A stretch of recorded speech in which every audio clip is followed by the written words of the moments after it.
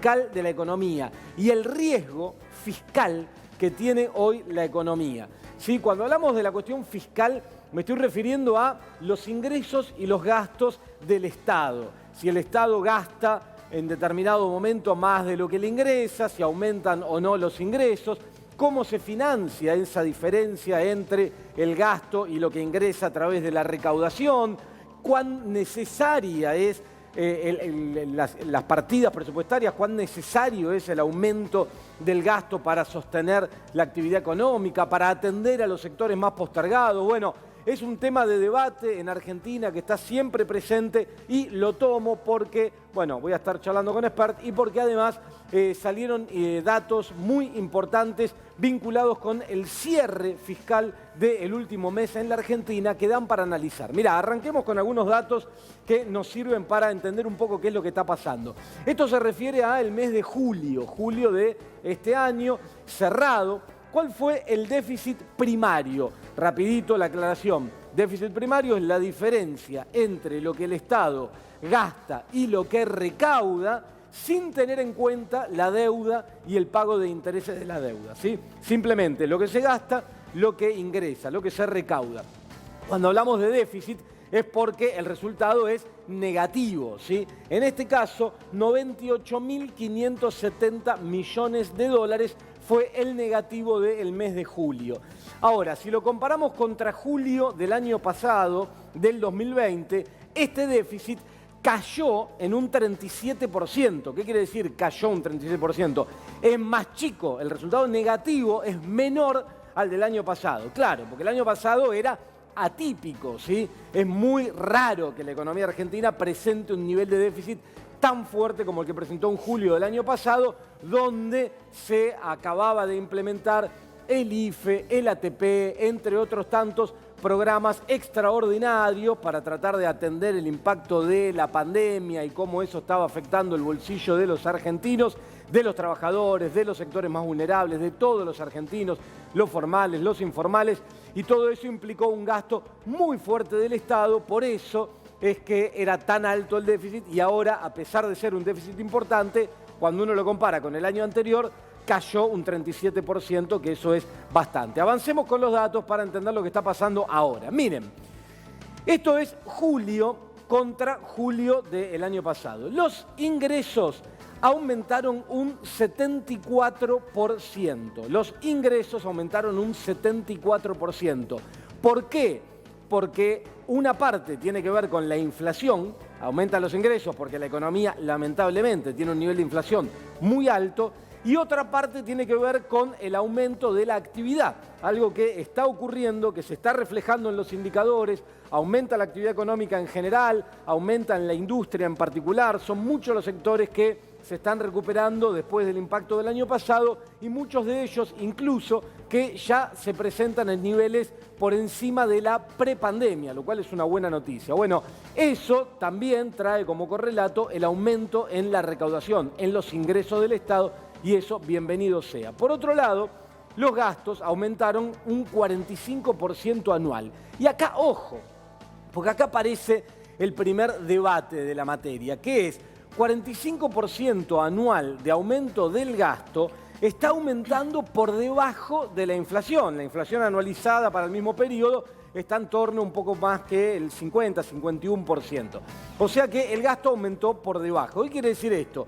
Que el gasto público está cayendo en términos reales. En un momento donde, por lo menos desde la heterodoxia económica, se dice, che, si querés sostener esta recuperación de la actividad, tenés que impulsarlo desde el Estado, sobre todo si tenés tantos sectores vulnerables con tantas necesidades que requieren de asistencia. No es momento de andar cortando demasiado las partidas presupuestarias. El gobierno, acordate que desde el año pasado anunció que el IFE y el ATP los cortaba porque eran programas extraordinarios vinculados específicamente con la pandemia, pero que otros programas iba a seguir manteniendo, iba a seguir generando e iban a ir suplantando de alguna manera estos otros que cortaba. Bueno, lo cierto es que el gasto público está creciendo por debajo de la inflación. Y esto es importante porque los últimos meses incluso el ministro Guzmán, cuando algunos lo acusaban de estar llevando adelante una política de ajuste en el marco de esta situación, él decía, No, no estoy ajustando. Mejora el resultado fiscal, el déficit es menor y eso está bueno porque me aumentan los ingresos.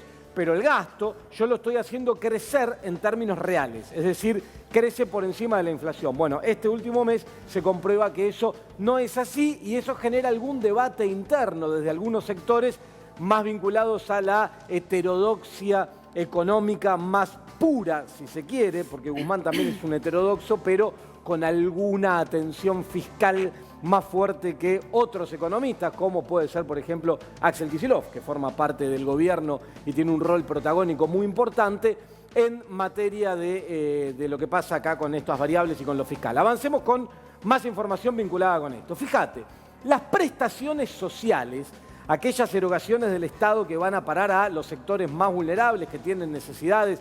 Tanto hubo estos días materia de debate a partir de la asunción del nuevo ministro, de Juanchi Zabaleta, en el Ministerio de Desarrollo Social y los cortes constantemente en la 9 de julio, en el Puerto de Pueyrredón, etcétera, etcétera. Y ciertos sectores que vienen presionando para exigir mayores programas de asistencia y más alcance de los mismos.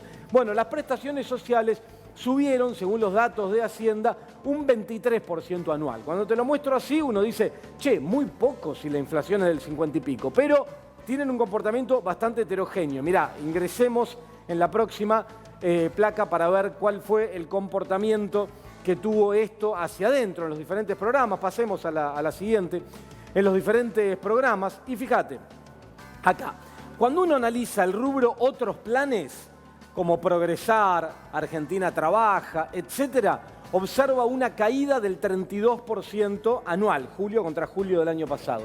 En el caso de la asignación universal, se observa un aumento del 87%, en este caso sí, muy por encima de la inflación, y en el caso de las jubilaciones se observa un aumento del 42% anual, en este caso por debajo de la inflación. Otro de los debates que estuvo dando vuelta al último tiempo acerca de la fórmula de movilidad jubilatoria y cómo afectaba eso a los jubilados. Avancemos rapidito con un poco más de información.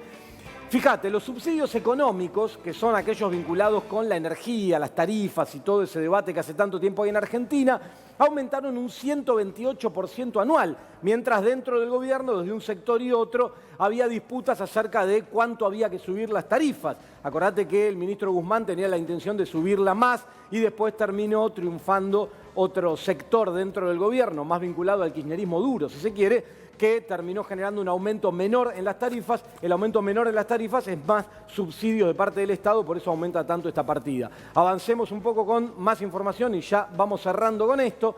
Los salarios públicos del sector nacional, según los datos estos de Hacienda, aumentaron la partida un 51% en línea con la inflación. Y avancemos una más y ya cerramos.